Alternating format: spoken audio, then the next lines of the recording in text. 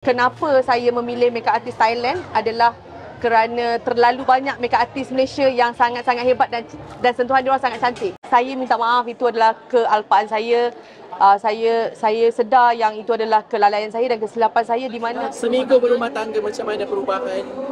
perubahan dia tengah adjusting. Saya sekarang ni tengah dalam untuk perhubungan tu mungkin sebab kita dah kenal lama kan. So sekarang ni macam rasa berbunga-bunga lah.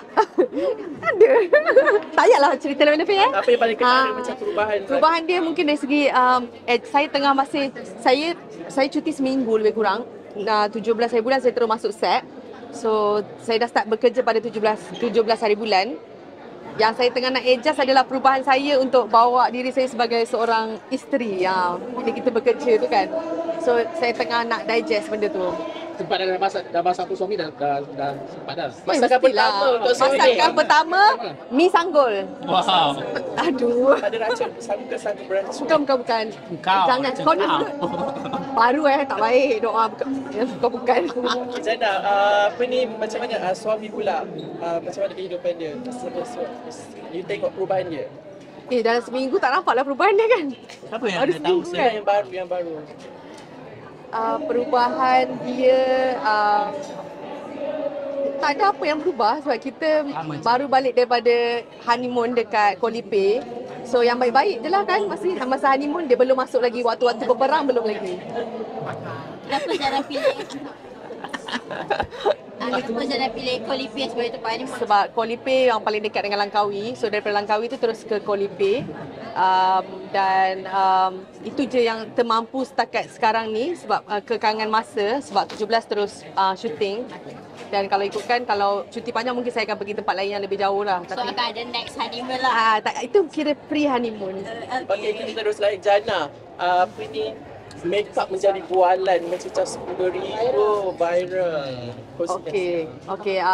Bila kata makeup saya tu digembar-gemburkan dan diviralkan, itu di luar kuasa saya lah. Dan bila orang pun tahu berapa jumlah yang dibayar untuk harga solekan tu, saya rasa macam pun agak terkejut sebab dia bukan daripada mulut saya. Itu netizen sendiri pergi korek, pergi tanya makeup artist tu. So kalau nak tanya pasal isu makeup digembar-gemburkan tu, saya rasa untuk saya tak ada apa yang perlu diheboh-hebohkan sangat sebab saya happy, solekan saya cantik, alhamdulillah untuk majlis saya tu.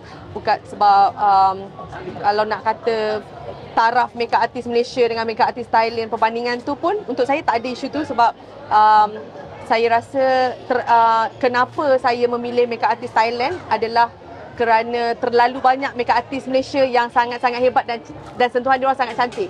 So bila dah terlalu ramai, saya macam dia bukan 1-2 yang cantik tau. Dia macam ada 5 orang yang dah biasa make up saya yang semuanya cantik. So saya jadi macam kalau I pilih yang ni takut yang ni terasa hati. Kalau pilih yang ni takut yang ni terasa hati. So okeylah, kita ambil jalan mudah je. Ambil je make up artist Thailand. So tak ada siapa yang terasa hati. Reason why lah you pilih. Itu antara sebab jaga hati kawan-kawan. untuk jaga hati kawan-kawan. Jana, selepas makeup ada juga isu yang pasal Ustaz Wadi tu kan. Jana boleh komen sikit? Okey, berkaitan dengan Ustaz Wadi, tujuan kita menjemput Ustaz Wadi ke majlis adalah kerana pada malam sebelum hari pernikahan, malam tu kita adakan majlis doa selamat dan juga bacaan Yasin. Dan malam tu juga Ustaz Wadi ada menyampaikan ceramah bertajuk memimpin isi rumah ke syurga. So kerana itu Ustaz Wadi tahu kita ada undangan perkahwinan dan saya pun tak tahu yang sebenarnya dalam Islam ni kalau kita dah jemput orang wajib datang. So saya minta maaf, itu adalah kealpaan saya. Saya sedar yang itu adalah kelalaian saya dan kesilapan saya di mana majlis tu tak sesuai dengan kehadiran Ustaz Wadi. Dan benda ni Ustaz Wadi pun dah buat penerangan daripada pihak Ustaz Wadi. Dan daripada saya pun saya tak nak panjang-panjangkan perkara ini sebab saya menghormati Ustaz Wadi dan saya menghormati semua para ulama dekat Malaysia ke mana-mana sebab diorang adalah para ilmuwan yang mengajar dan menyampaikan ilmu kepada kita. So saya sebagai orang yang kurang dan cetek ilmu ni, saya sangat-sangat menghormati mereka. Dan kalau kita terus berpanjang, kalau saya nak kaitkan nama saya dengan Ustaz Wadi ni terlalu jauh beza kan. So saya rasa hina sangat diri saya ni untuk kita panjang-panjangkan lagi, dan saya minta lah kepada orang ramai, mohon tolong jangan lagi kaitkan Ustaz Wadi punya isu ni dengan saya, dan saya pun dah buat permohonan maaf secara pribadi kepada Ustaz Wadi. So antara saya dengan Ustaz Wadi, insya-Allah kalau Ustaz Wadi pun dah maafkan, saya harap semua boleh hentikanlah isu ni. Janganlah menyalahkan antara satu sama lain sampai kita berbalah, sebab niat saya hanya untuk memohon keberkatan, minta ustaz, orang yang kita tahu tinggi ilmu agamanya untuk mendoakan perkahwinan saya, itu saja. Jana, selain tu kehadiran Mbak Im Wong juga kan, walaupun isteri dia diuat sebab keguguran untuk apa ni, kotakan janji pada you. Tak pergi haji kan, tak pergi haji. Itu saya sangat-sangat terharu lah. Saya sangat-sangat terharu dengan kehadiran Mbak Im Wong, dan Mbak Im Wong datang tu sebenarnya surprise. Dia tak bagi tahu saya yang dia akan datang. Last dia bagi tahu saya dia tak dapat datang sebab dia akan menunaikan haji. So saya cakap, Allah sedihnya tak dapat datang sebab dia antara orang yang pertama yang saya bagi tahu, sebab dia jauh kan, dekat Indonesia, Jakarta. So dia pun memang cakap, oh aku nak datang. Tapi bila dekat-dekat majlis tu dia cakap dia tak dapat datang sebab walaupun dia dah RSVP tapi dia tak dapat datang sebab dia kata dia dapat panggilan menunaikan haji.